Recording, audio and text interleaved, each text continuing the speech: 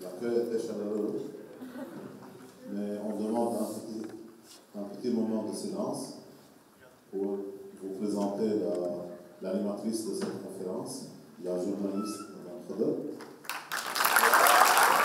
Bonjour tout le monde. Alors, je vais premièrement commencer à introduire l'activité, puis je donnerai la parole à Mme Patricia Khodr, qui à son tour va vous donner la parole pour que vous lui posiez les questions que vous avez préparées. D'accord?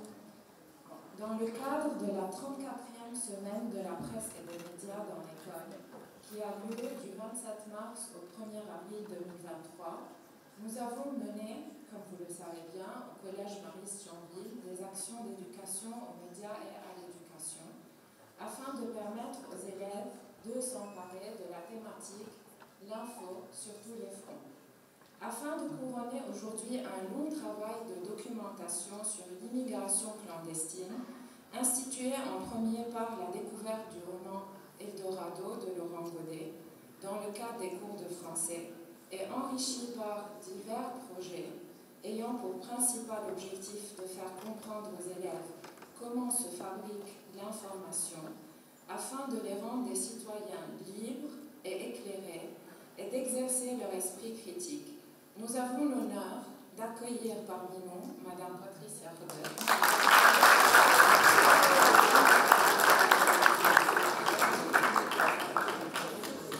Donc, nous avons l'honneur d'accueillir parmi nous Mme Patricia Khodr pour aborder les difficultés que peuvent rencontrer les journalistes dans un contexte de concentration des médias et d'information. Née et élevée à Beyrouth, Mme Patricia Khodr est responsable de la communication et des médias à Caire International au Liban. Avant de rejoindre Caire, Mme Patricia Khodr était journaliste à Lorient le Jour. En effet, plus de 20 ans de sa carrière ont été consacrés au quotidien libanais indépendant. Je vais juste parce qu'il y a trop de bruit.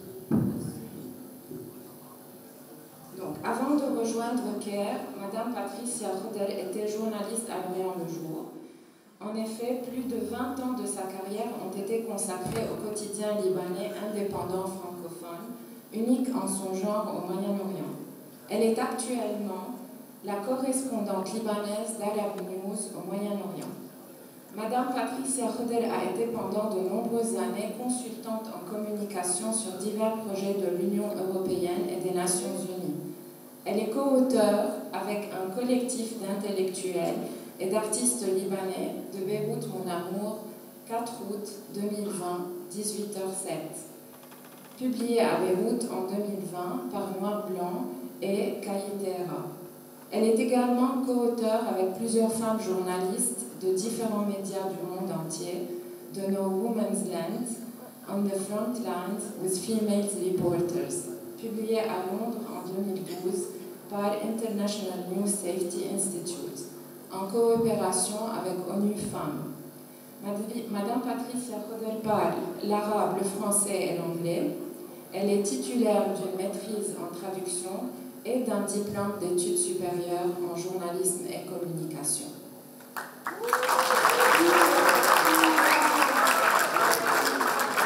Madame Patricia Khodr, à vous la parole.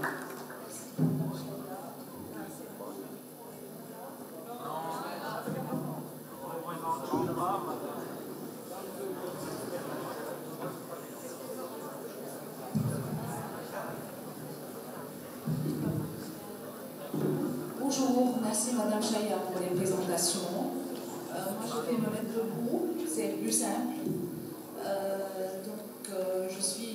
m'a dit que vous vous intéressez au journalisme, que vous avez des questions.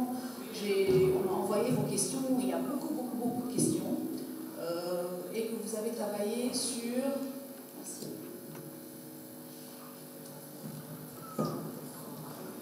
Et que vous avez travaillé sur l'immigration clandestine.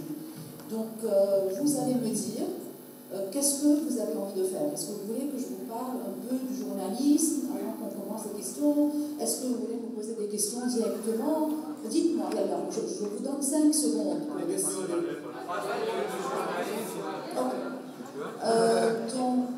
vais parler. Moi, je trouve que le journalisme est un très bon métier, parce que c'est le métier que j'ai fait et que j'ai appris à faire. C'est un métier qu'on ne fait pas gratuitement, parce qu'on ne devient pas journaliste gratuitement, en fin de compte. Quelque part, on a envie de raconter ce qui se passe. Quelque part, on croit à la justice, quelque part. On croit qu'il faut que quelqu'un raconte l'histoire, il faut que justice soit faite.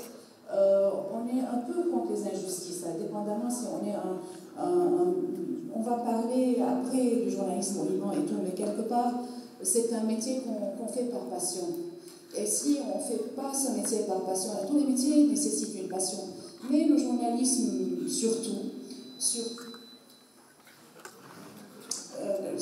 le journalisme, parce que moi, quand j'ai commencé très jeune. J'ai commencé à l'âge de 23 ans. J'ai fait 25 ans de journalisme à l'heure du jour. Et puis après, c'est pas que je me suis, parce que le journalisme vient à Robert dit, le journalisme mène à tout. Donc j'ai beaucoup travaillé la communication aussi, mais ce que je fais chez Guerre Internationale, c'est que aussi je raconte des histoires qui s'appellent, qu'on appelle en anglais Human Interest Stories, parce que c'est avec les histoires à intérêt humain qu'on peut avoir des fonds, qu'on peut donner un visage à la souffrance. Et le journalisme n'est pas seulement de la souffrance, mais c'est aussi, c'est pas tout le temps des histoires tristes, mais c'est surtout des histoires tristes. Donc on parle d'histoires de migrants. Moi j'ai couvert beaucoup l'immigration clandestine au Liban. J'ai dit non, que ce soit l'armée syrienne ou israélienne. J'ai travaillé beaucoup dans les camps, que ce soit dans les camps de réfugiés palestiniens ou syriens. J'ai travaillé en Irak un peu. Là, avec Guerre Internationale, je travaillais au Tchad, aussi sur les réfugiés, sur des histoires de réfugiés. Pourquoi on devient journaliste, je vous ai dit, parce qu'il faut avoir de la passion, c'est un métier qui n'est pas facile, c'est un métier où on travaille 24 heures sur 24. Moi, quand j'ai commencé à travailler, je n'avais pas de congé durant 2 ans, je travaillais même les dimanches. Et c'est un métier où il faut avoir une bonne santé physique et une bonne santé mentale, parce qu'il faut pouvoir supporter beaucoup la pression, ce qu'on appelle en anglais les deadlines, donc il y a le temps limite, surtout quand on travaille dans un quotidien. C'est que, imaginez que tous les jours, vous devez publier un livre.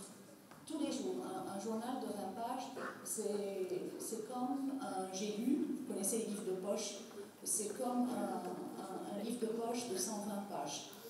Donc, tous les jours, on est en train de publier, et quand on publie, on dit, c'est pas seulement qu'il faut raconter des histoires, il faut écrire correctement, il faut ne pas faire d'erreur, il faut que tout repasse par un correcteur, et il faut que ça aille à l'imprimerie. Donc, on travaille sous pression, il faut on va sur le terrain, donc parfois on est RNT parce qu'on a fait de très longs trajets, mais qu'il faut écrire après, ou qu'il faut, si on fait de la télé, il faut passer à l'antenne et il faut pouvoir raconter quelque chose qui ait un sens. Parce qu'on peut raconter des choses qui n'ont pas de sens, on n'est pas un journaliste, on va raconter des choses qui n'ont pas de sens.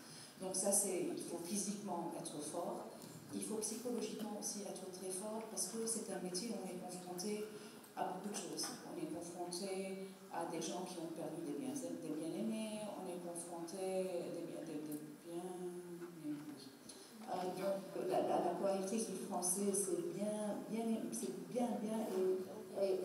un adverbe qui est invariable. Donc on est confronté à beaucoup de malheurs, on est confronté aussi c'est en fin de compte à des gens qui ont perdu des gens qu'ils aiment, on est confronté parfois à des gens qui sont passés à tabac sur nos propres yeux, parfois on est obligé de raconter des histoires de torture en prison. Sur l'immigration par exemple, parfois j'ai rencontré des gens qui ont perdu des enfants, qui se sont noyés dans la mer. Donc il faut être fort psychologiquement aussi pour tenir le coup. Voilà, posez-moi des questions, on a 1h30, vous avez beaucoup de questions. Dites-moi, je peux parler, moi je parle comme une radio, je peux parler durant 2 heures sans m'arrêter. Il faut m'arrêter et me poser des questions. Moi je parle comme Reuters. Bon, qui voudrait commencer? levez la main. Attendez. Moi, vous êtes nombreux, c'est un auditorium. Il ne faut pas qu'on parle tous en même temps. Moi, je suis intransigeante sur ce point. Parfois, je suis assez cassante. Donc, peut-être que je vais être plus dure que vos profs. Je vais vous dire qu'il ne faut pas qu'on parle tous en même temps. Il faudra que je me concentre sur ce que vous êtes en train de dire. Donc, que chacun levez la main et on va essayer de donner la parole à tout le monde. Mais, s'il vous plaît, vous êtes nombreux. Il faudra qu'on reste concentré parce que le bruit, si vous n'aimez pas ce que je dis, vous pouvez dormir. Mais le bruit, le monsieur en là,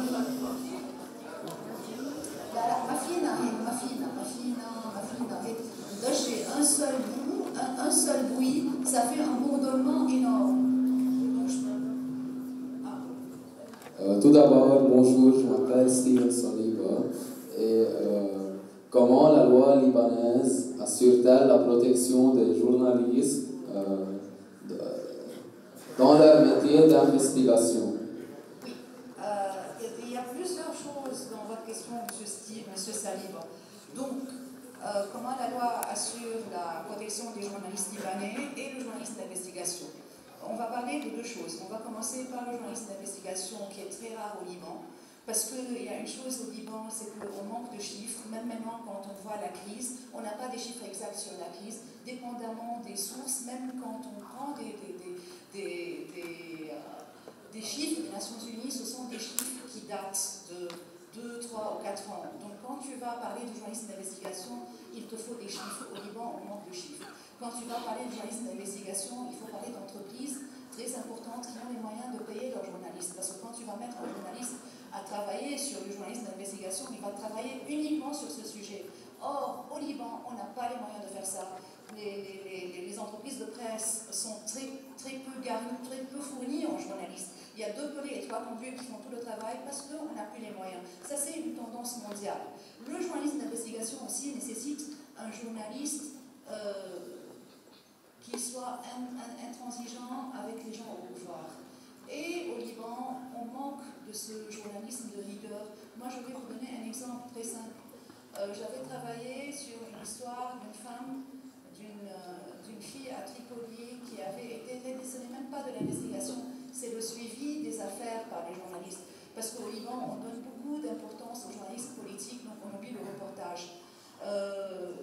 Je vais vous donner un exemple très simple sur l'investigation et sur le manque de suivi effectué par les journalistes. Je donne l'exemple de moi-même. Il y avait une histoire à Tripoli, il y a peut-être 10 ans, sur une fille qui avait été violée par son beau-père.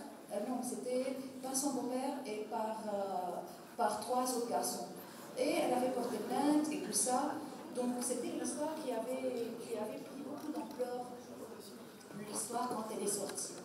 3 mois plus tard, j'étais au journal et je vois une information de 2 lignes qui vient du palais de justice de Tripoli, et ces 2 lignes disent que c'est la fille qui a été accusée, qu'elle a été prise, qu'elle est emprisonnée chez les mineurs, parce que c'est elle qui avait séduit ses 4 ans. Moi, je suis sûre que ce n'est pas elle qui avait séduit ses 4 ans, mais que la justice est ainsi faite au Liban. Mais durant ces 3 mois, aucun de nous, même moi, aucun de nous n'a été faire le travail qu'il faut faire, le journalisme d'investigation, pour aller demander à ses proches, à sa famille, à tout le monde, pour faire le travail. Ce n'est pas parce qu'on est paresseux, mais parfois au Liban, on est pris par l'actualité et on est très peu nombreux dans les salles de rédaction et il n'y a pas de chiffres. Donc ça c'est pour l'investigation. Pour la protection de la loi ne protège pas le journaliste. Déjà pour la presse écrite, pour la presse, pour la télévision, jusqu'à présent, il n'y a pas de loi qui ont été mises en place. Il y a une seule loi, une loi. Il y a le Conseil de l'audiovisuel. C'est lui qui décide, à son propre gré, si les médias, quand je parle de médias télévisés, donc, font leur métier ou non. Sur le plan de la presse écrite, rien ne me protège. Moi, j'ai travaillé sous l'occupation syrienne, j'ai travaillé... on apprend quand on travaille dans les conditions difficiles à écrire entre les lignes, parce que les lecteurs sont intelligents, donc il faut que les lecteurs comprennent ce qu'on a à dire. Ça, c'est bien.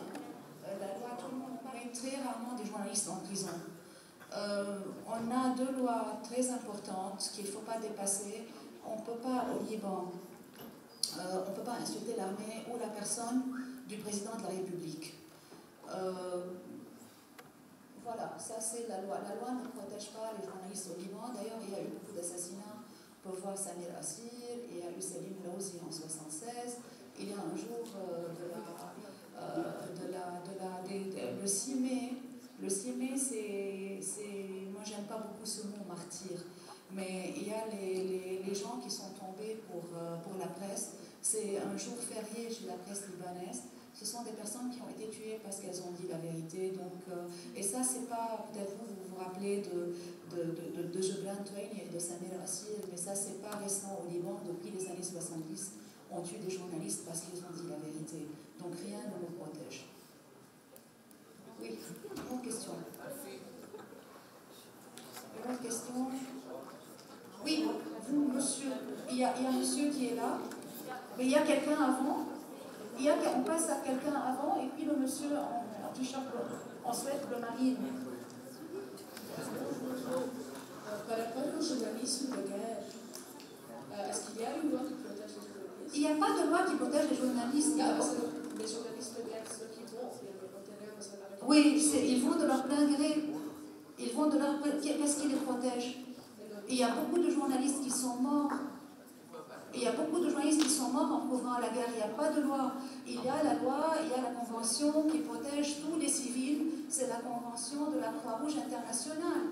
Mais il n'y a pas de loi qui protège les journalistes qui couvrent la guerre. Quand tu vas couvrir la guerre, tu fais ça de ton plein gré. Il faut que tu sois conscient du danger. Et il faut que tu sois conscient du danger. Et il faut aussi que tu sois logique. Il ne faut pas que tu te jettes dans la gueule du loup.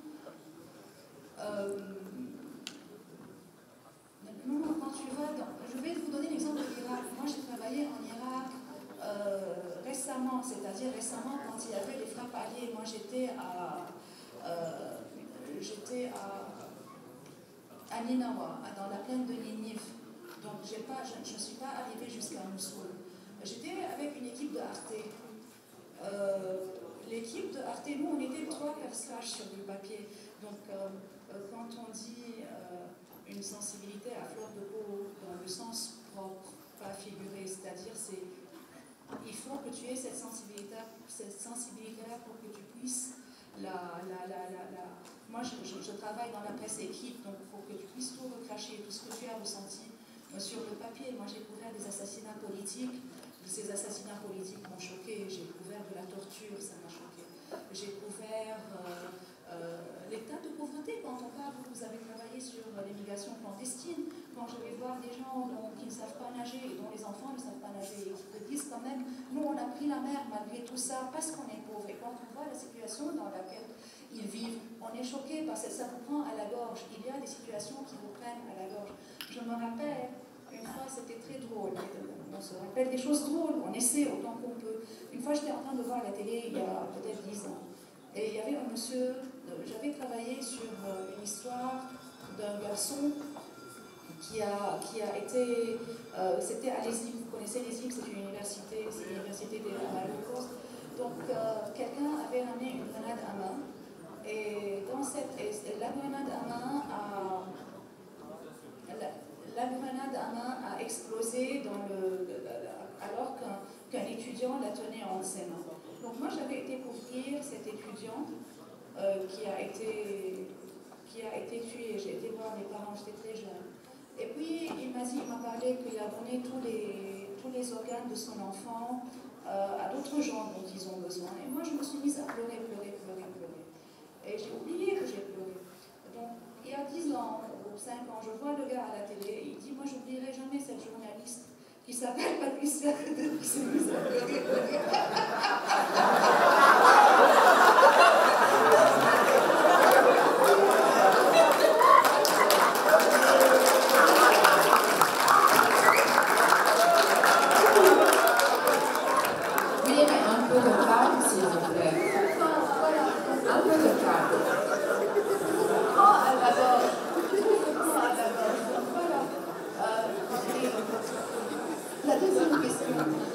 La deuxième question est clandestine. Et l'immigration clandestine, moi je ne vais pas venir faire comme la télé et dire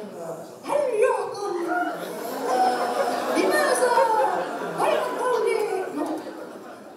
Il y a deux facteurs dans l'immigration clandestine. Il y a le facteur de l'État libanais qui ne s'occupe pas de ses citoyens. Il y a le facteur aussi de ces personnes qui sont dans l'indigence, qui sont complètement démunies et qui croient, comme le livre que vous avez lu a dit, qui croient qu'en partant, c'est l'Eldorado. Alors, il y a un film, c'est un film de dessins animés où des souris quittaient l'Afrique pour aller en Amérique. Et on avait des souris avec des valises qui étaient en train de chanter dans le bateau qui les amenait en Amérique. De la long cats in America, de la long cats in America. Non, il faut être sérieux. Les gens que je vois et qui veulent partir, ils pensent que tout leur sera donné quand ils partiront. Or, ce n'est pas le cas. Ils vont aller vers un endroit de souffrance où ils vont tout le temps rester étrangers. Les gens qui partent sont en souffrance aussi, parce que les gens qui partent, ils ont ce rêve de partir quelque part pour avoir un autre, quelque chose d'autre pour leur famille et pour eux-mêmes, c'est surtout pour leurs enfants. Mais ils sont prêts à tout vendre, à vendre leurs meubles, à vendre tout ce qu'ils ont, et à partir, même s'ils ne savent pas nager. D'ailleurs, au Liban aussi, vous remarquez, tous les derniers bateaux en date qui ont coulé, les derniers boat people qui ont coulé, ce sont les femmes et les enfants qui meurent, parce que ce sont les femmes et les enfants qui ne savent pas nager. Donc ce sont des gens qui ne savent même pas nager et qui sont prêts à aller à prendre la mer dans des conditions atroces, parce qu'ils vivent dans la pauvreté. Donc il y a deux choses. Il y a l'État qui devrait s'occuper de ces personnes-là, il devrait s'occuper de nous tous, ça c'est de un. Et il y a aussi l'autre facteur, c'est ces personnes qui croient que tout va aller pour le mieux s'ils partent. Et il faut qu'ils sachent que ça ne va pas aller mieux, qu'on ne peut pas partir comme ça, qu'on ne peut pas mettre sa vie en danger comme ça. Mais parfois, ça marche et pas eux, leurs enfants, leurs descendants du deuxième degré, pas du deuxième degré, c'est-à-dire les parents, les enfants, les petits-enfants peuvent avoir une vie où ils peuvent réussir. Pour l'immigration clandestine, oui, dites-moi. Bonjour. Est-ce que vous bénéficiez d'une liberté absolue ou est-ce que vous avez déjà été censuré? La censure, la liberté absolue n'existe pas. Partout dans le monde, il n'y a pas de liberté absolue à moins qu'on soit complètement fou. C'est seulement les fous qui ont une liberté absolue, en fait. Mais la censure, L'Orient le jour est connu pour ne pas avoir d'autocensure chez les journalistes. Moi, j'ai travaillé dans des conditions qui sont beaucoup plus difficiles que maintenant. Je travaillais dans des conditions d'occupation syrienne quand on ne pouvait même pas dire occupation, on disait présence syrienne au Liban. Moi, j'ai travaillé des assassinats politiques où il y avait des bureaux de l'État, des personnes dans l'État libanais qui étaient impliquées dans ces assassinats. On arrive toujours à écrire en témoin. Je vais vous donner un exemple très simple. J'ai beaucoup d'exemples d'ailleurs. J'avais travaillé il y a très longtemps, quand les Syriens étaient là, un article sur le lait frelaté, pas le lait frelaté, le lait qui venait dans la Bekaa de Syrie et qui était vendu pour rien sur les marchés libanais, et les agriculteurs libanais ne pouvaient pas écouler leurs marchandises. Ça, c'était un article très difficile à écrire parce que c'est un article économique et on était en train d'accuser les Syriens de voler le Liban, l'occupation de voler le Liban. Donc c'était ça, il fallait choisir mes mots. Pour la censure, moi j'ai travaillé sur un assassinat politique dont le gars a été retrouvé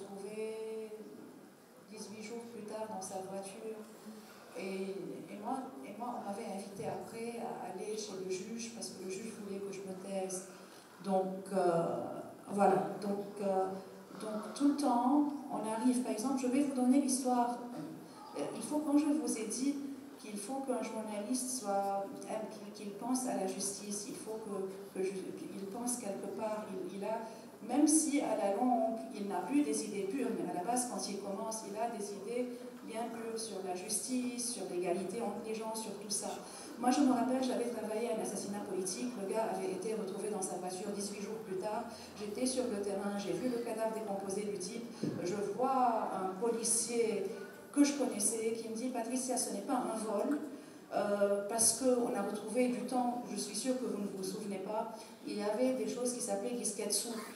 On a retrouvé son porte-monnaie, sa disquette souple, tout est dans sa voiture, c'est pas un vol. Donc moi, j'écris ça dans le journal. 3 jours plus tard, je vais voir la maman parce que quand il avait été kidnappé, j'allais presque tous les jours chez eux pour avoir l'histoire. Et la maman me dit 3 jours plus tard, elle me dit, Lorient Le Jour, on m'a raconté que Lorient Le Jour a écrit qu'ils ont retrouvé son porte-monnaie, sa disquette souple, mais nous, on ne nous a rien donné. Et moi, je pensais que je travaillais à Stockholm. Donc j'appelle le juge, je lui dis, monsieur le juge, les parents disent qu'ils n'ont rien trouvé. Oui, monsieur le juge se met à m'appeler tous les jours. Un jour, il me dit, on va te mettre dans une salle toute seule avec des miroirs sans teint, tu vas nous dire qui t'a raconté. Tous les jours, je recevais un coup de fil du juge. Jusqu'au jour où le journal me met un avocat et ils me disent, Patricia, j'étais très jeune, j'avais même pas 30 ans. Va voir, pour vous c'est pas jeune 30 ans, je sais c'est très vieux. Donc ils me disent, va voir ce juge pour qu'on règle l'histoire. Et moi j'ai eu très peur d'aller voir le juge, mais en fin de compte j'allais voir le juge, moi j'avais pas menti, parce que j'avais publié dans le journal que ses parents n'ont rien retrouvé, et que la police était en train de dire que c'est pas un vol. Donc j'avais dans ma main les fils de l'enquête qui disaient que c'était un assassinat, il n'a pas été tué comme ça pour un vol.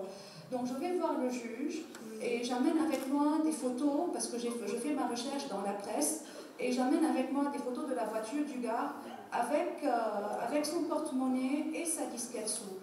Alors le juge arrive et il me dit, tu es en train d'apporter des choses nouvelles pour l'enquête, je vais prendre ça en considération. Et il commence à m'interroger, qu'est-ce que ses parents disent à la maison, qu'est-ce qu'ils disent, sa maman ne nous aime pas, sa femme ne nous aime pas. Moi j'ai rien dit, j'ai dit que Dieu préserve des enfants, qu'ils ne meurent pas de cette façon, je les comprends aux parents. Donc j'arrive au journal, j'appelle les parents de ce gars, et je leur dis ne parlez plus devant tout le monde, parce qu'on était dans une situation qui était très difficile. Il y avait c'était en 98 ou en 99. Vous êtes né en quelle année? Avant votre naissance. Donc ce qui se passe, c'est que je commence à faire un log. Vous savez c'est quoi un log? Vous ne savez pas ce que c'est un log. Un log, c'est que chaque jour, je commençais dans mon propre ordinateur à mettre les informations que moi j'avais. Quand je parlais à la femme, elle me disait oui, aujourd'hui ils nous ont rendu son collier avec la croix dessus. Aujourd'hui ils nous ont... Donc je faisais un log. Et puis après, en 2005, il y a eu la situation au Liban a changé. Pour la commémoration de l'assassinat, tout le log que j'avais, je l'ai publié dans un article. Parce que à cette époque-là, si j'ai fait un log pour moi et je me suis dit un jour viendra où je vais raconter ce que je sais. Et je l'ai fait. Donc même si tu vas subir des pressions, quand tu es journaliste, tu es courageux. Même si tu vas subir des pressions, tu vas, et surtout dans un pays comme le Liban, il y a la fable du roseau, la fable de La Fontaine, la fable du roseau. Il faut savoir parfois, pour ne pas être déraciné, l'arbre, quel arbre? C'est le chêne et le roseau. Le chêne et le roseau. Donc il faut savoir parfois plier, mais on arrive à la fin. Moi j'ai fini par publier tout ce que j'avais. Donc quand on parle de censure, j'ai une autre histoire de censure, et ça, moi j'avais pas compris. Moi j'ai beaucoup travaillé sur le peace building, parce que quand j'ai commencé à travailler, on sortait de la guerre du Liban, donc j'ai travaillé avec des journalistes d'autres communautés et tout. Mais j'ai aussi couvert une autre histoire de kidnapping et d'assassinat. C'était deux jeunes hommes qui avaient 16 ans et 21 ans. Et j'allais tous les jours chez leurs parents, ils habitaient en Site B. Et tous les jours, on attendait, est-ce qu'ils vont être relâchés? Ils n'ont pas été relâchés. Et un jour, on retrouve leur corps à Marcassé, le cadavre, et je vais à Marcassé aussi. Un journaliste, je vous ai dit, il doit psychologiquement être très fort, il doit avoir l'estomac bien accroché aussi. Donc je vais à Marcassé et je vois un parti politique qui est en train de passer au-dessus de l'hôpital parce qu'à un moment, il y a un pont en insultant une autre communauté. On est dans une école, on ne va pas parler politique. Donc je rentre au journal, je dis au rédacteur en chef, maintenant le rédacteur en chef de l'époque, il a 85 ans, il est à la maison. Donc je lui dis, Najib, il y a ça, c'est ce que j'ai vu. Il m'a dit, Patricia, si tu écris ça, moi, je ne vais pas te mettre à la porte, moi je vais démissionner. Parce que si tu vas écrire ça, on va mettre en péril la paix civile au Liban et on va mettre en péril la convivialité. À quoi ça sert? Moi, j'étais hors de moi parce que pour moi, j'avais travaillé, j'avais suivi l'histoire, j'ai pas compris ce qu'il voulait dire, mais c'était une personne qui avait vu la guerre du Liban, qui ne voulait pas verser de l'huile sur le feu. Or, ce que la presse au Liban fait aujourd'hui, surtout les télés, ils versent de l'huile sur le feu. J'ai écrit dans cet article, moi je les appelle les deux Ziad, parce que les deux garçons s'appelaient Ziad. Donc, dans cet article, j'ai mis tout ce qu'il fallait dire, mais je n'ai pas poussé jusqu'au bout. Il faut savoir aussi où s'arrêter. Ça pour l'autocensure. Pour la censure, c'est on ne peut pas insulter la personne du président, on ne peut pas insulter l'armée libanaise. Question? Oui. Bonjour. Bonjour. Je m'appelle Tia. Tia? Je voulais vous poser en fait une question à propos de l'immigration en parlant de ceci. Avez-vous jamais pensé de quitter le Liban pour travailler comme journaliste par exemple en France, en Amérique, etc. Moi j'ai fait des études, de traduction à l'USJ et puis j'ai fait à mon époque ça s'appelait DESS, diplôme d'études supérieures spécialisées. Donc j'ai fait un master en journalisme et communication. J'ai fait mon stage aussi à l'USJ. J'ai fait mon stage au Monde à Paris. J'ai travaillé, pour la première fois que j'ai été faire du journalisme, j'ai travaillé au Monde durant 3 mois. Au Monde à Paris, ils ont pensé que moi j'étais libanaise, mais que je faisais des études en France. Et on m'avait proposé de rester en tant que pigiste. Je leur ai dit non, moi je rentre au Liban, moi je dois terminer mon diplôme. On m'a envoyé chez Lucien Georges. Lucien Georges vient de mourir, il était le correspondant du Monde à Beyrouth. C'était il y a très longtemps. J'ai pas pensé pour 2 raisons très simples. C'est maintenant que j'y pense. Pour 2 raisons très simples, parce que moi, je disais à Madame Chaya et Madame Awad, je leur disais que moi j'ai passé mon bac sous les bombes ici dans cette école, mon bac français. Et j'ai été faire des études après à l'USJ, et à l'USJ on nous a dit qu'on va être, on a eu une formation d'élite, l'éducation était différente, et c'était en 90, on a cru qu'on pouvait construire un autre pays, et moi je suis restée parce que je croyais vraiment à une reconstruction du Liban. Et parce que j'ai cru à plusieurs reprises à une reconstruction, mais que ça n'a pas marché. Puis moi j'ai eu beaucoup de chance. J'ai travaillé au Monde durant 3 mois, je suis rentrée au Liban, j'ai terminé mon diplôme. Automatiquement j'ai été recrutée par L'Orient le Jour, j'étais la plus jeune de la rédaction, avec des gens qui étaient très âgés. Et c'est un pays, le métier est très beau. Le métier de journaliste est très beau. Et au Liban aussi c'est très beau, parce que le Liban c'est une petite communauté, c'est un petit pays. Donc tes voisins te lisent, tes voisins te connaissent, tu croises des gens qui te connaissent. Et ça, quelque part, ça joue. Tu te dis, quand tu arrives après 10 ans de carrière ou 7 ans de carrière, quand tout Beyrouth te connaît, tu te dis, oui, mais moi pourquoi je vais partir, pourquoi je vais repartir à zéro. Donc, et en plus, j'ai cru en un pays. Et quand j'ai commencé, je vous ai dit que qu'on ne fait pas ce métier gratuitement. On fait ce métier parce qu'on a des idées. Pour moi, c'est raconter la vérité. C'est pas que je veux donner des leçons aux gens, parce qu'il y a des journalistes qui croient qu'ils peuvent donner des leçons aux gens. Mais moi, j'ai cru en ce pays, j'ai cru à la reconstruction, j'ai cru que le travail, ce qui est très important, qui est le fait de recouper l'information. Donc, on a des sources différentes, on doit poser la même question à diverses sources. Ou bien si on a vu, si on est nous-mêmes témoins. Mais il faut tout le temps poser les mêmes questions à diverses personnes pour ne pas tomber dans l'erreur. Il y a une histoire très drôle que je vais vous raconter. Kamena, vous n'étiez pas encore, mais peut-être la prochaine fois, il faudra ramener un journaliste plus jeune. Donc, une fois, j'étais en train de couvrir une double explosion d'un bus qui a eu lieu ici à Elmet El Hamra. Donc je monte à Elmet El Hamra, c'était une explosion à clous. Vous savez ce que c'est une explosion à clous? C'est quand on met une charge explosive de clous, c'est-à-dire quand ça explose, il n'y a pas de TNT dedans, la charge est très petite TNT, mais c'est une charge de clous, c'est des clous qui sautent et qui atteignent les gens et qui font beaucoup de blessés et beaucoup de morts, parce que ce sont des clous qui peuvent atteindre ici, qui peuvent couper des jambes si tu as plusieurs. Anyway. Donc j'arrive à Elmet El Hamra, l'explosion a eu lieu peut-être il y a 15 minutes, ils sont en train d'évacuer les blessés et tout. Et il y a une dame qui était en train de me raconter, il y a eu ça, et ils ont couru, il y a eu le premier bus qui a explosé, et puis le deuxième bus, et les ambulances étaient en retard et machin. Et j'ai posé une question à la dame. De la madame, où est-ce que vous étiez debout quand l'explosion a eu lieu? Non. Elle m'a dit, mais moi j'étais pas ici. Je lui ai dit, mais comment vous êtes en train de me raconter ça? Elle m'a dit, oui, mais tout le monde m'a raconté, moi je vous raconte la vérité, c'est ce qu'on m'a raconté. Elle m'a dit, mais où vous étiez? Elle m'a dit, mais j'étais pas là. Donc c'est ça l'importance. C'est ça l'importance de regrouper les sources, et c'est ça aussi l'importance d'un journaliste qui a beaucoup travaillé. Quand on envoie quelqu'un qui... Tout le monde apprend, en fin de compte, tout le monde apprend. Mais quand on envoie quelqu'un qui ne pose pas toutes sortes de questions, qui ne sait pas quelles questions il va poser, il va revenir avec des histoires qui ne sont pas très vraies.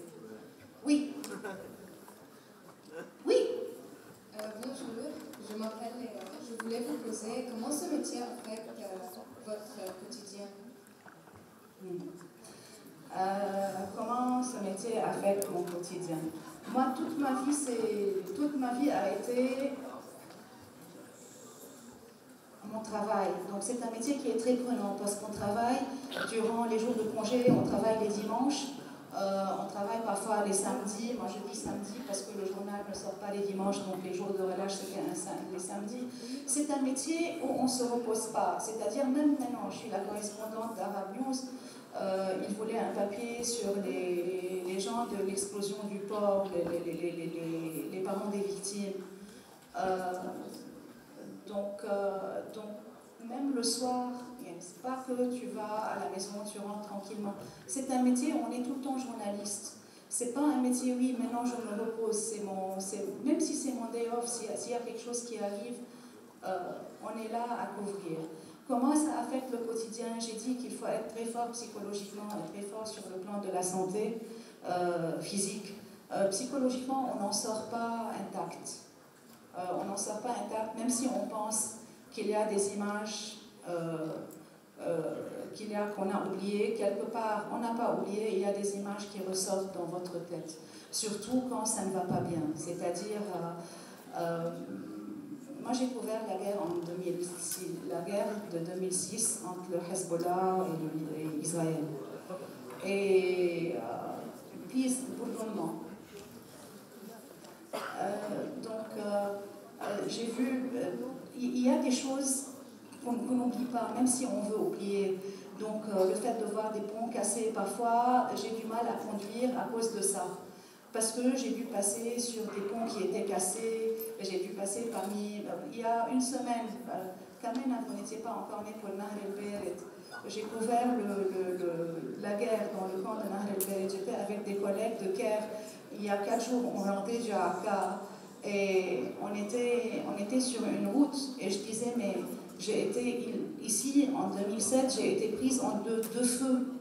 En deux feux, je ne sais pas comment on a réussi à sortir intact. Donc c'est un métier qui affecte la vie privée, mais c'est un très bon métier. Et c'est un métier, moi j'habite à Chelafillier. Et ma maison et mon quartier a été atteint par l'explosion du port.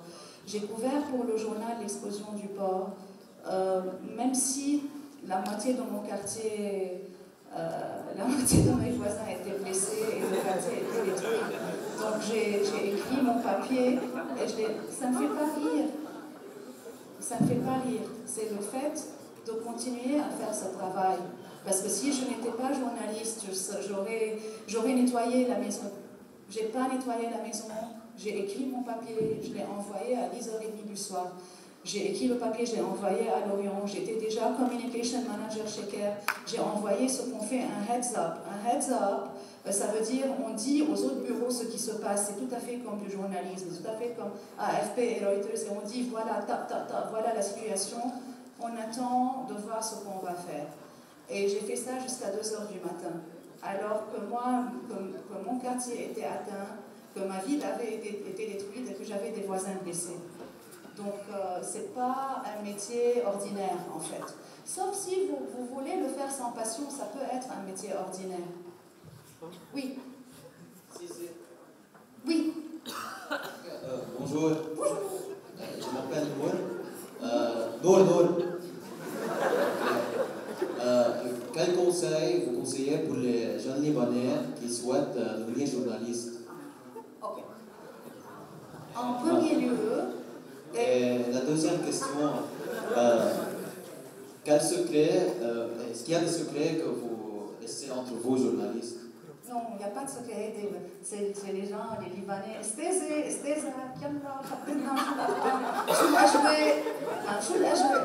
Tout le monde voit la télé au Liban, tout le monde connaît la politique. Donc, quel conseil je donnerais? Pour devenir journaliste, il n'y a pas de secret. C'est le métier qui te forme. C'est-à-dire, moi, j'ai fait... on passera... Si j'oublie, tu vas me dire. La première question, c'était quel conseil donner? Si vous voulez faire de l'argent, ne faites pas journaliste. À moins que si vous voulez être payé par un homme politique ou une femme politique, faites le journalisme. Mais c'est un métier où on ne fait pas d'argent. C'est un métier qui ne nourrit pas son homme. C'est un métier qui est très prenant, qui est très fatigant.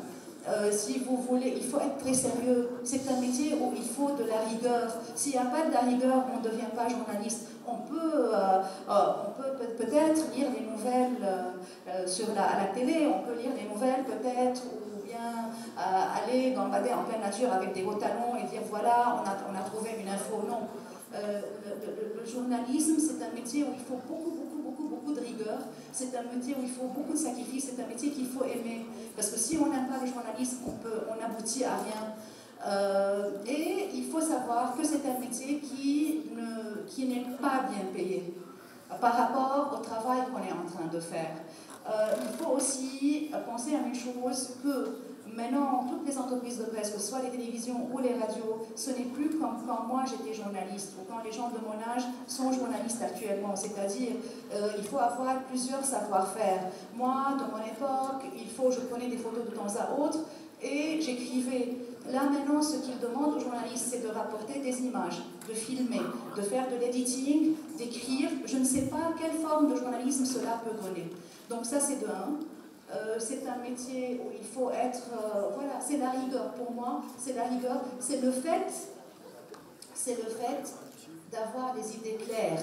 C'est-à-dire, si tu n'as pas les idées claires, si tu n'as pas un esprit de synthèse, tu ne peux rien faire. C'est un métier où il faut que tu comprennes, que tu assimiles et que tu puisses donner une information simple aux gens. Parce que les personnes qui sont en train de te lire ou les personnes qui regardent la télé, ils n'ont pas le temps à perdre si tu vas utiliser des mots savants. Ils n'ont pas du temps à perdre si tu n'as pas une idée claire. Ce sont des gens qui vont te voir très rapidement. Il faut que quelque chose reste dans leur tête quelque part, qu'ils retiennent l'info. Pour qu'ils retiennent, il faut faire simple. Pour faire simple, ce n'est pas facile. Il faut que toi, tu aies de la rigueur pour, quand tu as une situation qui est très compliquée, tu puisses la simplifier. Donc ça, c'est... Et si vous tenez à vos samedis et vos dimanches, ne faites pas journalisme. Si vous ne voulez pas vous enrichir énormément, ne faites pas journalisme. à moins que vous soyez payé par quelqu'un, mais ça, c'est pas du journalisme, la forme du journalisme qu'on a au Liban maintenant, avec beaucoup de personnes dans le métier. Ça, ce n'est pas ce journalisme-là dont on est fier. Quels sont les secrets qu'on garde entre nous? Il n'y a pas de secret. Au Liban, tout le monde veut savoir, oui, sur le plan politique. Moi, il suffit de lire pour savoir ce qui se passe sur le plan politique, ça c'est un. Le secret que les journalistes gardent entre eux, il n'y a pas de secret. Il n'y a pas de secret. Et tous les secrets sont des secrets des polichinelles. C'est-à-dire, si quelqu'un... tout finit par se faire savoir au Liban et partout dans le monde en fait. C'est un métier de communication. Quand tu communiques, il n'y a pas de secret. Le secret de faire un bon métier, et il y a un proverbe qui dit c'est en forgeant qu'on devient forgeron. La fac ne va pas vous apprendre beaucoup de choses sur le journalisme. C'est à force d'écrire, à force si vous faites de la télé, c'est-à-dire à force de construire des reportages, à force d'aller sur le terrain, que vous allez devenir de bons journalistes, si vous voulez le faire. Bonjour. Bonjour. Je m'appelle Sean. Sean? Sean. Dans quel cas votre travail était dangereux? Dans quel cas mon travail était dangereux? J'ai eu beaucoup de moments où mon travail a été dangereux. Quand même, vous n'étiez pas encore né le 8 mai 2010.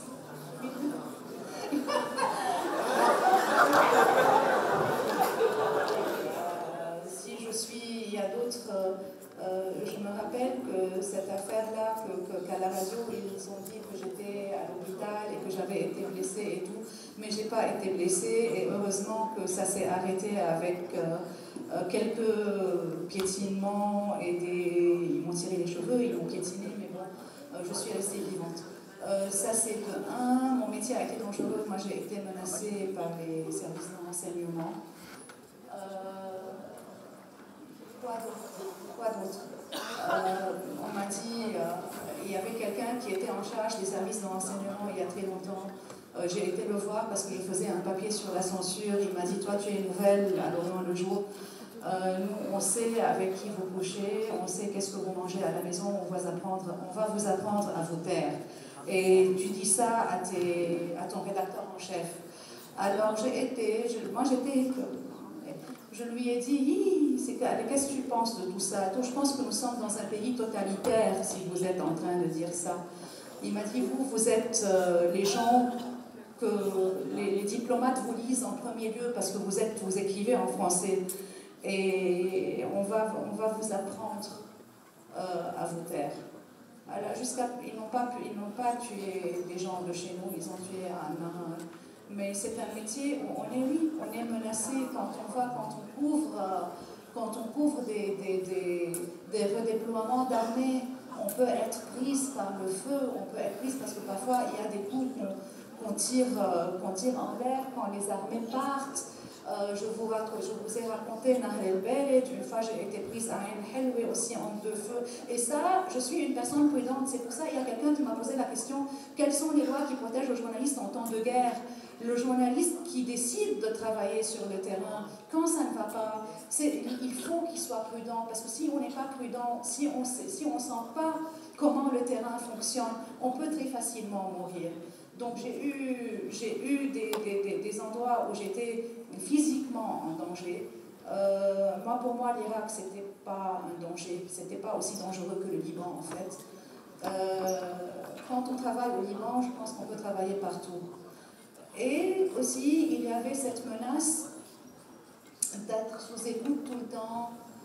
Il y avait cette menace que quelqu'un veut me faire taire. Il y avait cette menace que je savais que j'étais écoutée au téléphone durant plusieurs années. Est-ce que j'ai répondu à votre question? Oui, dites-moi. Qui veut parler? Oui. Je voulais vous demander si vous trouvez parfois dans l'obligation de cacher la vérité et pourquoi? Jamais, on ne cache jamais la vérité. On ne cache pas la vérité. J'ai donné l'exemple des 2 Ziad. Il y avait des insultes, je n'ai pas écrit les insultes. J'ai dit qu'un tel est passé, un machin est passé, je n'ai pas écrit des détails. On est là pour servir la vérité. Quand on fait journaliste, on sert la vérité, ni on sert un homme politique, ni on sert une entreprise de presse, ni on sert l'opinion publique. On est là, on est les témoins de l'instant. Nous, on est les historiens du moment. Peut-être plus tard, les historiens vont nous utiliser pour écrire l'histoire. Mais nous, on est là pour écrire la vérité. Et pour dire la vérité. Il ne faut jamais cacher la vérité. Et en plus, parfois, les articles sont utilisés plus tard par des historiens et parfois aussi quand il s'agit de faits divers, de grands faits divers, les articles peuvent être utilisés dans les cours de justice. Ils disent tel jour, le journal a publié telle chose, machin. Donc on a le devoir de dire la vérité. Oui? Bonjour, je m'appelle Ryan Lebardini et j'ai une question. Quel est le rôle d'un journaliste et celui des médias qui couvrent la crise migratoire? Justement, on est passé sur cette... quel est le rôle? Il faut dire la vérité. Il faut dire la vérité, il ne faut pas faire de leçons de morale. Il ne faut pas faire de leçons de morale aux gens qui sont dans la pauvreté et tout ça. Mais quand tu racontes les faits, tu racontes les faits. Ton devoir est de raconter ce qui se passe. Ton devoir est de montrer la pauvreté dans laquelle ces personnes vivent. Ton devoir aussi est de dire qu'il y a des passeurs et que ces passeurs s'enrichissent sur le dos de ces gens-là. Donc il faut que tu dises la vérité, c'est ça ton devoir. Est-ce que ton devoir est d'empêcher les gens de prendre la mer? Non, ce n'est pas le devoir des journalistes. Quelqu'un qui veut prendre la mer, il ne va pas t'écouter. Quelqu'un qui rêve que ça sera, que quand il va partir ailleurs, tout va être très beau. Ça sera, voilà, l'Eldorado, oui, tout va être très beau. Non, il ne va pas entendre un journaliste. Cette personne a besoin d'autres solutions. Et les autres solutions se trouvent dans un autre système social où il va être pris en charge. Oui. Bonjour, je m'appelle Elie. Madame, est-ce que vous pensez qu'un jour vous allez commencer à utiliser l'intelligence artificielle pour vous aider pour rédiger? L'intelligence, oui. Moi, mon meilleur ami s'appelle Google. Et je ne peux pas imaginer ma vie sans Google. Mais en même temps, et il y a aussi maintenant une chose très importante, c'est les médias sociaux qui sont en train de prendre le dessus du journalisme traditionnel que moi j'ai fait. Il faut savoir se recycler, il faut savoir utiliser les plateformes sociales, les plateformes des médias sociaux. Mais aussi, je vais arriver à l'intelligence artificielle.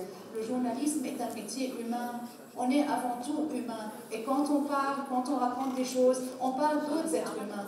C'est comme un médecin. Est-ce qu'un médecin, un jour, on ne va plus jamais avoir besoin de lui? On est là, les robotics existent. Donc il y a des machines qui peuvent faire des interventions, mais elles ont besoin de quelqu'un pour les diriger. Et moi je ne sais pas à quel moment, comment l'intelligence artificielle va évoluer, mais moi je trouve que le journalisme est un métier humain. On va avoir recours de plus en plus à des choses qui nous facilitent la vie, mais non, il ne faut jamais oublier l'humanisme du journaliste.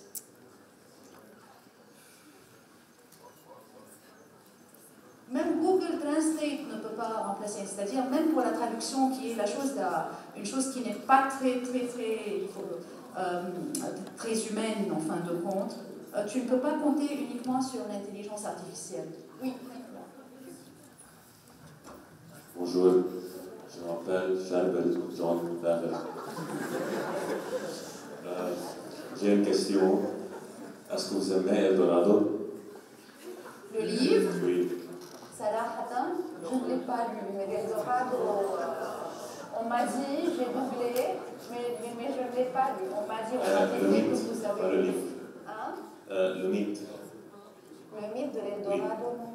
Non. Non.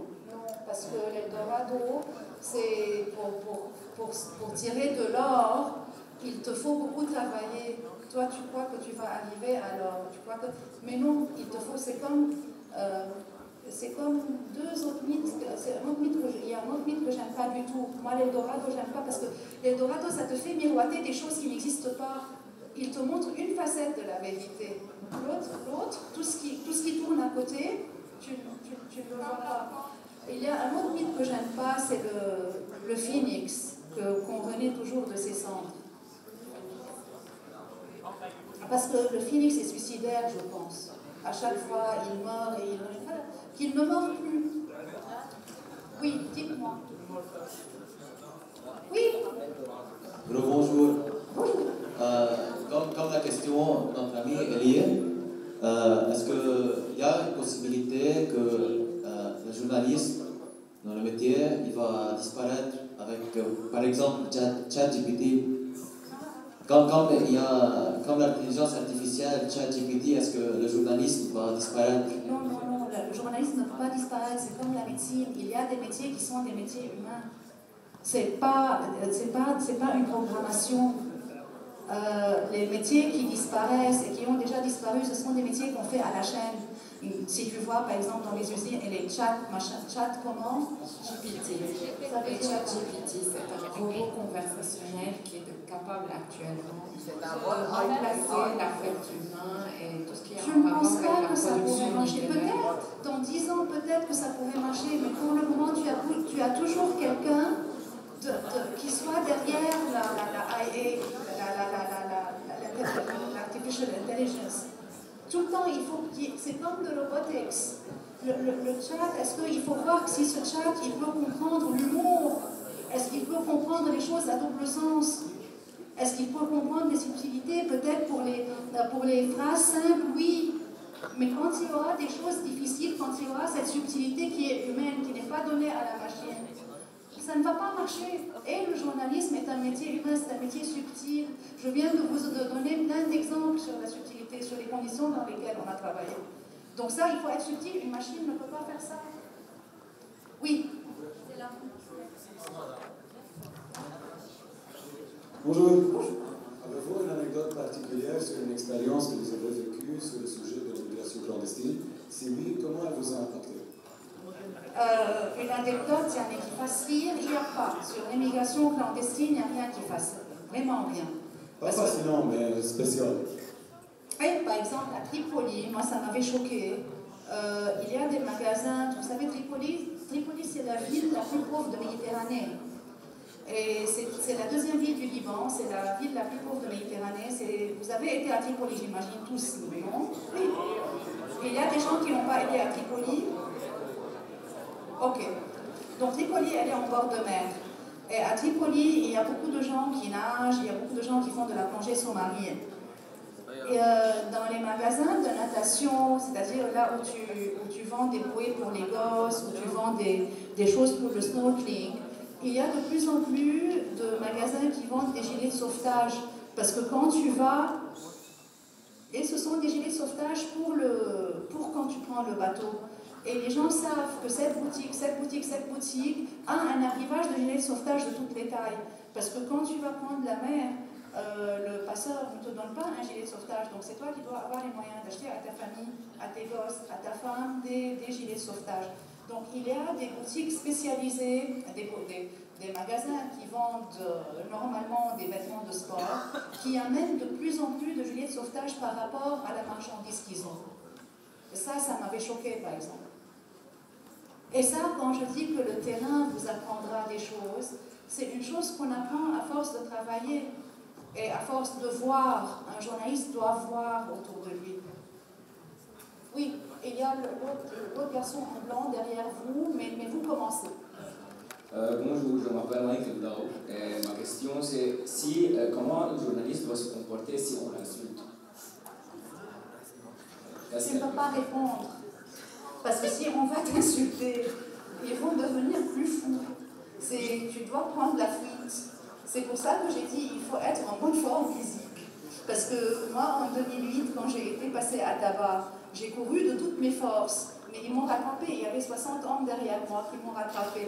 Mais il faut que tu saches quand il faut que tu te taisses.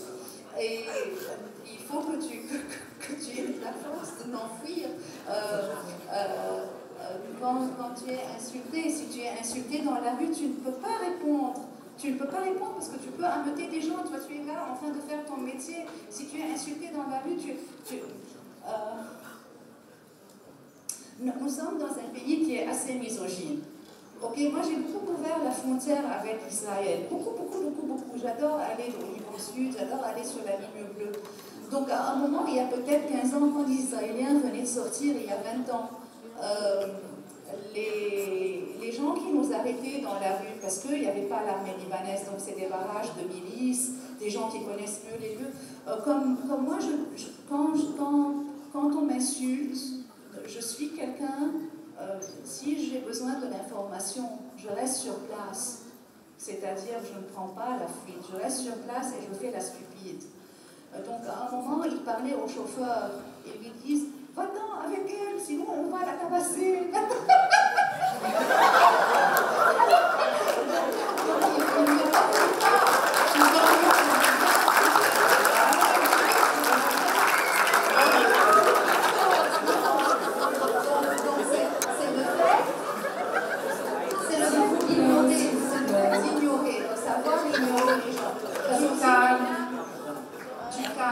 On ne s'entend plus. Donc, on a fini par des chauffeurs qui ne voulaient plus aller nulle part avec moi parce qu'ils avaient trop.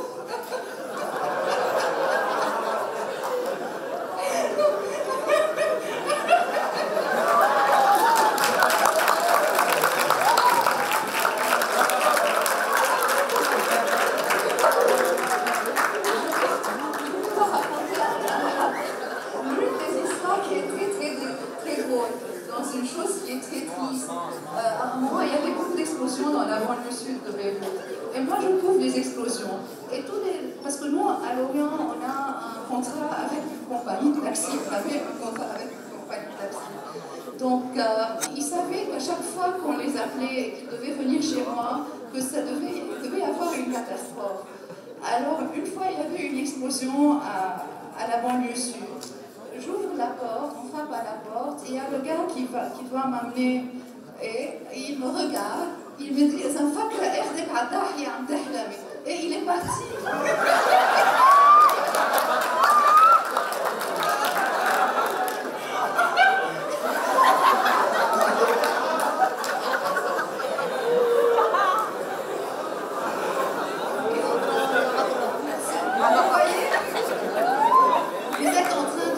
C'est un métier très difficile, mais si on n'a pas le sens de l'humour, si on ne prend pas du recul, on peut être vraiment malheureux. C'est un métier où il faut tout le temps prendre du recul sur beaucoup de choses. Donc je parviens à vous faire rigoler d'un truc qui est triste. Oui, dites-moi.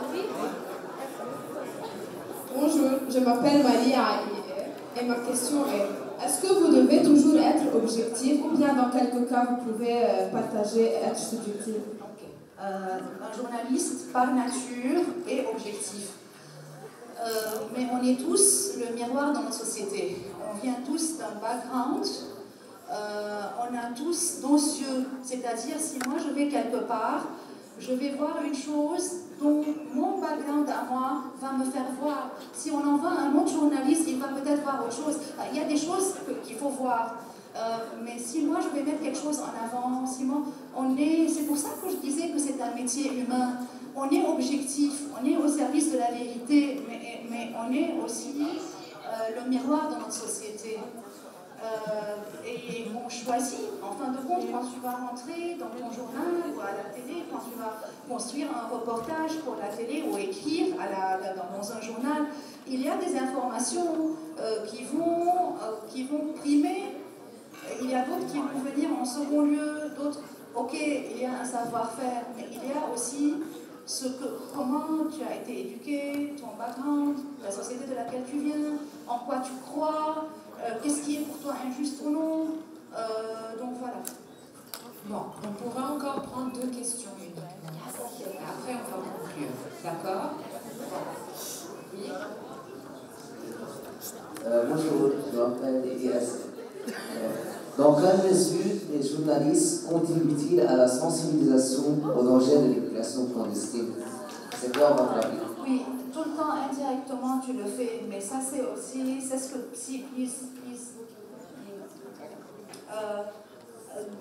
quand tu montres des images des gens qui se sont noyés, quand tu montres la tristesse, quand tu montres quelqu'un qui a perdu son enfant, quand tu montres tout ça, donc les gens doivent comprendre. Mais cela se fait indirectement, parce que des gens qui veulent prendre la mer, ils ne vont jamais t'écouter parce qu'ils croient que ça va être mieux ailleurs. Donc ce que tu peux faire, tu peux le faire indirectement. Le rôle d'empêcher les gens de prendre la mer, d'empêcher les gens, d'empêcher l'immigration clandestine, ce n'est pas le rôle du journaliste, c'est le rôle de l'État. Il doit mettre en place des politiques sociales, il doit travailler les frontières, il doit savoir que à partir du Liban, personne ne peut aller parce que la frontière est bien gardée. Donc ça, c'est le travail de l'État, que ce soit le ministère des Affaires sociales, que ce soit les gardes frontières. Un journaliste ne peut pas dire à quelqu'un « n'y va pas » quand quelqu'un veut partir à tout prix. Et encore une question? Oui. Bonjour, je m'appelle Clara et j'ai une question sur l'immigration. Est-ce qu'un journaliste est affecté par l'identité des immigrés, s'ils sont étrangers ou concitoyens? Non, on est humain. On est humain. C'est-à-dire les sentiments sont les mêmes. Parce qu'une personne, quand elle est heureuse ou quand elle est malheureuse, on pleure tous de la même façon. Si on perd un être cher, on est malheureux de la même manière. Il n'y a pas des gens qui... il y a des sentiments universels. Et le bonheur est un sentiment universel, le malheur est un sentiment universel, l'amour est un sentiment universel. J'ai parlé de l'objectivité d'un journaliste aux gens. On ne peut pas rester... Moi, je veux vous raconter une autre histoire que j'ai racontée à Madame Chaya. Moi, j'ai jamais...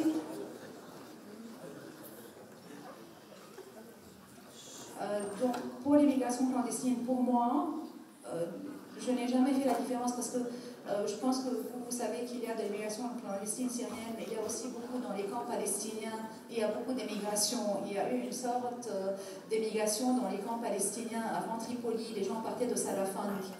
Salafand, c'est un port au Liban Sud. Je vais vous donner un exemple de que moi j'ai vécu. Un autre journaliste aurait pu faire autre chose. Mais ça n'a rien à voir avec l'immigration clandestine. Quand les Syriens ont commencé à venir au Liban en 2011, il y a eu des... Je me rappelle qu'en 2013, il y a 33 villages chrétiens qui s'appellent les villages du Khaboul. Le Khaboul, c'est à la frontière avec l'Irak. Donc, ces familles de 33 villages qui ont été complètement déplacées jusqu'au Liban et dont une partie était au Golden Beach, ici, à Montpellier. Donc je vais voir les gens, il y a un homme qui doit avoir dans les 60 ans, et il me dit, tu sais, Assad n'a jamais soutenu les chrétiens. Et je lui ai dit, mais c'est maintenant que tu sais, comment tu as su que Assad n'a jamais... Il m'a dit, les avions nous ont bombardés, tu crois que Assad n'a pas vu avant, les chars, ils auraient pu, ils veulent qu'on parte de nos villages. Je lui ai dit, mais comment tu as réalisé que... Elle dit, oui, et c'est depuis longtemps. Et j'étais en train de lui parler. Il m'a dit, oui, c'est depuis longtemps, j'aurais dû me rendre compte avant. Il m'a dit, moi, j'ai servi à Saint-Lin et moi, j'ai servi à la ville d'Ajab. Saint-Lin, durant la guerre, c'était la frontière entre la région Est, au Liban, et la zone qui était occupée par les Syriens. La ville d'Ajab, c'était l'endroit de torture du matin. C'est-à-dire, si on allait à la ville d'Ajab, on n'en sortait pas, on était envoyé en prison en Syrie. Un autre journaliste, moi, il m'a dit, moi j'ai servi à la ville d'Ajabr et à Saint-Lin et je n'ai jamais été promu. Si j'étais alawite, il m'aurait promu. Vous savez que Assad est alawite, vous savez que c'est une mosaïque de religion en Syrie aussi. Donc il me dit, oui, moi donc une autre personne, moi j'ai vécu sous occupation syrienne. Et moi, j'ai souffert à cause de l'occupation syrienne. L'autre personne lui a dit, c'est très bien fait que tu sois ici, je suis heureuse que tu sois réfugiée. Mais non, quand tu es journaliste, il faut que tu te mettes à la place de quelqu'un. En anglais, on dit, put yourself in somebody else's shoes. Tu dois te mettre à la place de quelqu'un parce qu'il ne s'agit pas de toi, il s'agit des autres gens, il s'agit de l'histoire que tu racontes, il s'agit de l'histoire que tu vas raconter après. Et il n'y a jamais un truc, une chose où une personne a entièrement raison ou tort. Il y a tout le temps, chacun a une histoire à raconter. Et nous, en tant que journalistes, on n'est pas des justiciers. Ce n'est pas à nous de dire si c'est faux ou vrai. Nous, on raconte, on rapporte, on est témoins. Notre façon d'être témoin, c'est de raconter et de rapporter ce qui se passe. Voilà. Merci beaucoup.